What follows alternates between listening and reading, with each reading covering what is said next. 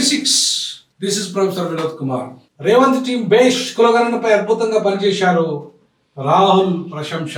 దీన్ని నిజంగానే వాళ్ళ కష్టాన్ని మనం తక్కువ అంచనా వేయద్దు. ఖచ్చితంగా ఆ టీంను అభినందించాల్సిందే.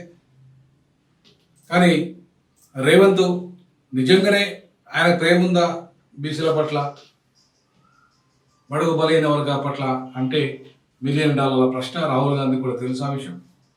ఎందుకంటే క్యాబినెట్లో బీసీలకు ఇచ్చిన స్థానం కానీ, ఎంపీ స్థానాలు కానీ, ఎమ్మెల్యే స్థానాలు కానీ, అలాగే కార్పొరేషన్ చైర్మన్ స్థానాలు కానీ, లేదంటే అధికారికంగా నామినేటెడ్ పోస్టులు కానీ, వాటిల్లో రెడ్డి సామాజిక వర్గానికి పెద్దపీట వేసిన రేవంత్ రెడ్డి ఈ విషయంలో తన టీంతో రాహుల్ గాంధీ చెప్పాడు కాబట్టి, రాహుల్ గాంధీ ఆదేశించాడు కాబట్టి ఆయన పాటించాలి కాబట్టి ఈ అంశంలో కులగణనపై రాహుల్ ప్రశంసించే స్థాయిలో పనిచేశారు అనడానికి ఇవాళ రాహుల్ ఏవైతే ఆయన కామెంట్స్ చేశాడో ఏఐసిసి కార్యాలయం రాహుల్ గాంధీతో సీఎం రేవంత్ రెడ్డి చిత్రంలో ఖర్గే, ప్రియాంక గాంధీ కూడా ఉన్నారు. సో ఆ కార్యాలయంలో ఆయన ఇలా రాహుల్ గాంధీ గారిని కలిసినప్పుడు ఆయన చెప్పాడు, దేశానికి ప్రామాణికంగా మీరు కులగణన తీర్చిదిద్దారు, సొంత కులం ఒత్తిడిని అధిగమించారంటే మీ రెడ్డి కులాన్ని ఒత్తిడి అధిగమించారు.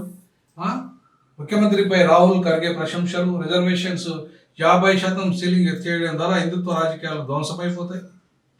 ఒక అద్భుతమైన మాట మాట్లాడాడు. 50% సీలింగ్ ఎత్తేయడం వల్ల హిందుత్వ రాజకీయాలు ధ్వంసమైపోతాయి.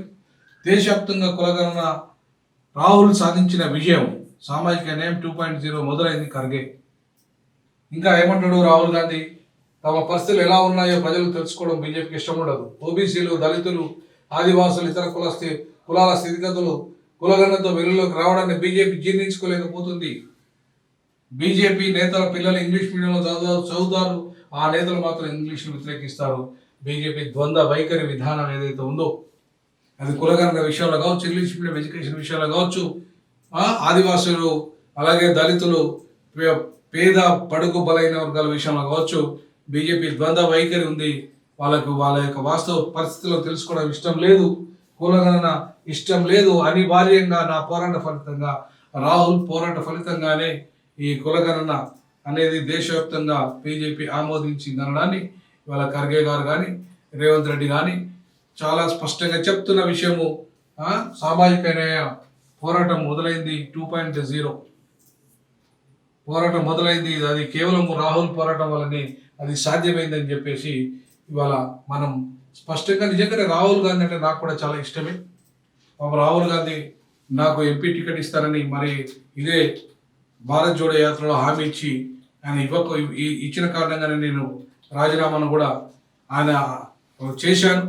ఆ ఎంపీ టికెట్ ఒకటి, బీసీ ముఖ్యమంత్రి సాధన ఒకటి, ఈ 2 సామాజిక న్యాయ సాధన 3 ఈ అంశాలన్నింటినీ దృష్టిలో పెట్టుకొని నేను ఎంపీని అవుతాను అనుకొని రాజీనామా చేసి వస్తే చివరికి నాకు మొండి చేయి రిక్తహస్తం చూపించింది రాహుల్ గాంధీ.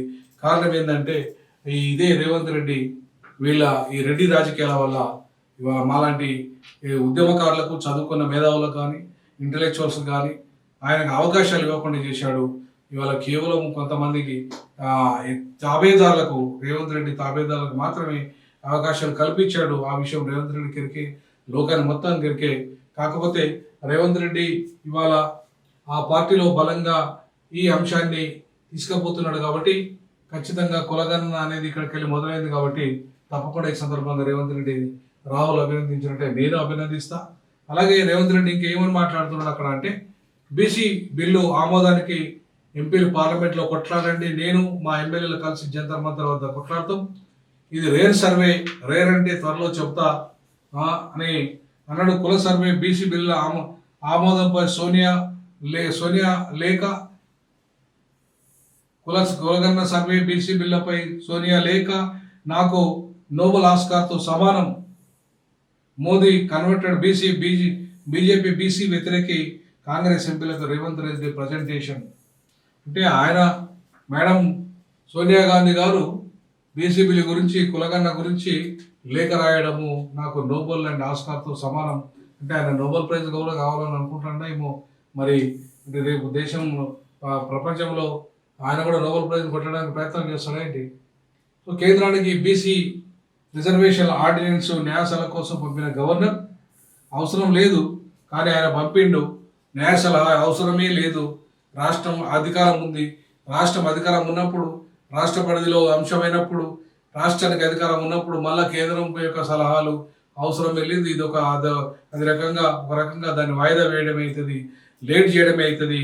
మరి దానివల్ల రాష్ట్రానికి అది ఆమోదం రాకపోతే లేట్ చేయడం వల్ల ఇలా రాష్ట్ర ముఖ్యమంత్రి మళ్ళీ ఎన్నికల విషయంలో చేయాల్సి వస్తుంది. ఆయన ఎన్నికలకు పోవాలంటే ముందు ఇది ఆమోదం కావాలి. ఇది ఆమోదం అయితేనే ఆర్డినెన్స్ ఆమోదం అయితేనే ఆయన జీవో తీసుకొస్తాడు. జీవో వచ్చిన తర్వాతనే ఎన్నికల నోటిఫికేషన్ వస్తుంది. ఎందుకంటే ఆయన జీవో విడుదల చేసినాకనే ఎన్నికలకు పోతా ఉన్నాడు. బీసీలకు 42% జీవో విడుదలయ్యాకనే పోతామన్నాడు. కాబట్టి ఖచ్చితంగా లోకల్ బాడీ ఎన్నికలకు పోవాలంటే జీవో విడుదల కావాలి. జీవో విడుదల కావాలంటే మరి గవర్నర్ ఆమోదించాలి. మరి మళ్ళీ తిరిగి ఆయన ప్రచారం చేస్తూ అక్కడ దాకా పంపించాడంటే దీని ఏదో చిల్లర రాజకీయం చేయడానికి బీజేపీ మళ్ళీ ఎత్తుగడలో మరి గవర్నర్ ఏమన్నా పావైనా ఏందో చూడాలి. బట్ ఏది ఏమైనా కూడా అది ఎక్కువ రోజులు ఉండదు. మళ్ళీ తిరిగి ఆగస్టులోనే దాన్ని ఖచ్చితంగా అది తిరిగి వస్తుంది, ఆమోదం అయ్యే వస్తుంది అని చెప్పేసి నేను అనుకుంటున్నా. లేదంటే రెండోసారి మళ్ళీ గవర్నర్కి పంపి అది రాకపోతే జీవో పాస్ చేసే అధికారము రాష్ట్ర ప్రభుత్వానికి ఉంది. కాబట్టి ఖచ్చితంగా ఆ దిశగా రేవంత్ రెడ్డి చేసి తీరుతాడు. ఆయన రాహుల్ గాంధీ ఆదేశాల మేరకు, ఖర్గే గారి ఆదేశాల మేరకు రేవంత్ రెడ్డి ఏదైతే చెప్పాడో, ఏదైతే హామీ ఇచ్చాడో వాళ్ళ పార్టీ తరఫున 42% లోకల్ బాడీలో ఇస్తామని ఖచ్చితంగా ఆ హామీని నెరవేరుస్తాడు. నెరవేర్చే ఎన్నికలు పోతాడనే నమ్మకం నాకు కూడా ఉంది. ఇవాళ గవర్నర్ గారు ఇంకా ఆలస్యం చేయకుండా ఇమ్మీడియట్లీ న్యాయ సలహా తీసుకొని వెంటనే ఆయన ఆమోదం తెలిపితే జీవో బయటకు వచ్చేస్తుంది. ఆ దిశగా వస్తుందని ఆశిద్దాం. తప్పకుండా ఈ సందర్భంగా D6 డీజాకు రేవంత్ రెడ్డి టీంను రాహుల్ ఖర్గేతో పాటు మేము కూడా అభినందిస్తున్నాం మీ యొక్క కృషిని చేసి. రానున్న రోజుల్లో కులగణన, అలాగే ఇవాళ కులగణనతో పాటు రిజర్వేషన్లు, ఖచ్చితంగా సామాజిక న్యాయ అంశం, ఈ రెండు కూడా దేశంలో ఒక బీసీ బిల్లు సామాజిక న్యాయ ఉద్యమానికి తెరలేపాలి, ఆ దిశగా అడుగులు వేయాలని చెప్పేసి D6 డీజా భావిస్తుంది. జై భీమ్, జై పులి, జై పెరియార్. మీ అభిప్రాయాన్ని తెలియజేయండి.